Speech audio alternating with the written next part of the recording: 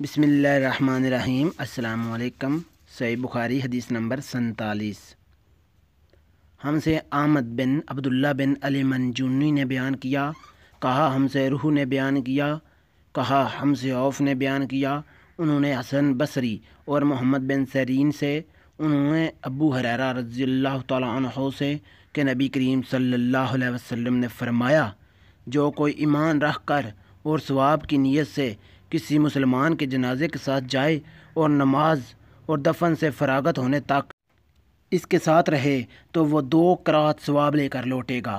ہر قرات اتنا بڑا ہوگا جیسے احد کا پہاڑ، اور جو شخص جنازے پر نماز پڑھ کر دفن سے پہلے لوٹ جائے تو وہ 1 قرات ثواب لے کر لوٹے گا۔ روح کے ساتھ اس حدیث کو عثمان مؤذن نے بھی روایت کیا ہے، کہا ہم سے عوف نے بیان کیا، انہوں نے محمد بن سیرین سے سنا، انہوں نے ابو ہریرہ رضی اللہ تعالیٰ عنہ سے، انہوں نے نبی کریم صلی اللہ علیہ وسلم سے اگلی روایت کی طرح۔ صحیح بخاری حدیث نمبر 48۔ ہم سے محمد بن عرہ نے بیان کیا، وہ کہتے ہیں کہ ہم سے شعبہ نے بیان کیا، انہوں نے زبید بن حارث سے کہا، میں نے ابو وائل سے مرجیہ کے بارے میں پوچھا، وہ کہتے ہیں گناہ سے آدمی فاسق نہیں ہوتا۔ انہوں نے کہا کہ مجھ سے عبداللہ بن مسعود رضی اللہ تعالیٰ عنہ نے بیان کیا کہ نبی کریم صلی اللہ علیہ وسلم نے فرمایا کہ مسلمان کو گالی دینے سے آدمی فاسق ہو جاتا ہے اور مسلمان سے لڑنا کفر ہے۔ صحیح بخاری حدیث نمبر 49۔ ہم سے کنیبہ بن سعد نے بیان کیا، کہا ہم سے اسماعیل بن جعفر نے بیان کیا، انہوں نے حمید سے، انہوں نے انس رضی اللہ تعالیٰ عنہ سے کہا، مجھ کو عبادہ بن سامت نے خبر دی کہ نبی کریم صلی اللہ علیہ وسلم اپنے حجرے سے نکلے، لوگوں کو شب قدر بتانا چاہتے تھے، وہ کون سی رات ہے۔ اتنے میں 2 مسلمان آپس میں لڑ پڑے، آپ صلی اللہ علیہ وسلم نے فرمایا، میں تو اس لیے باہر نکلا تھا کہ تم کو شب قدر بتلاؤں، اور فلاں فلاں آدمی لڑ پڑے تو وہ میرے دل سے اٹھا لی گئی، اور شاید اسی میں کچھ تمہاری بہتری ہو، تو اب ایسا کرو کہ شب قدر کو رمضان کی 27ویں، 29ویں اور 25ویں رات میں ڈھونڈا کرو۔ صحیح بخاری حدیث نمبر 50۔ ہم سے مسدد نے بیان کیا، انہوں نے کہا ہم سے اسماعیل بن ابراہیم نے بیان کیا، انہوں نے کہا کہ ہم کو ابو حیان تیمی نے ابو ذریعہ سے خبر دی، انہوں نے ابو ہریرہ رضی اللہ تعالیٰ عنہ سے نقل کیا۔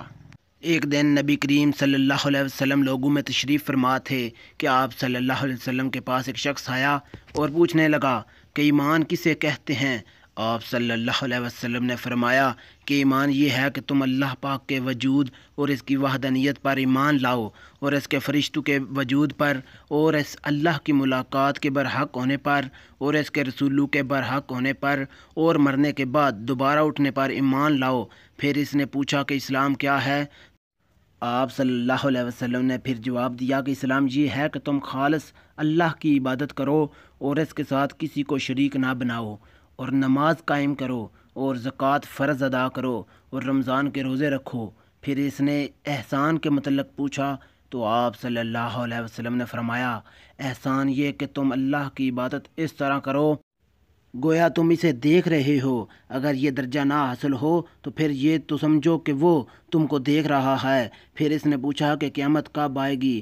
تو آپ صلی اللہ علیہ وسلم نے فرمایا کہ اس کے بارے میں جواب دینے والا پوچھنے والے سے کچھ زیادہ نہیں جانتا، البتہ میں تمہیں اس کی نشانیاں بتلا سکتا ہوں، وہ یہ ہیں کہ جب لونڈی اپنے آقا کو جنے گی، اور جب سیاہ اونٹوں کے چرانے والے دیہاتی لوگ ترقی کرتے کرتے مکانات کی تعمیر میں ایک دوسرے سے بازی لے جانے کی کوشش کریں گے، یاد رکھو قیامت کا علم ان 5 چیزوں میں ہے جن کو اللہ کے سوا کوئی نہیں جانتا۔ پھر آپ نے یہ آیت پڑھی کہ اللہ ہی کو قیامت کا علم ہے کہ وہ کب آئے گی، آخر آیت تک۔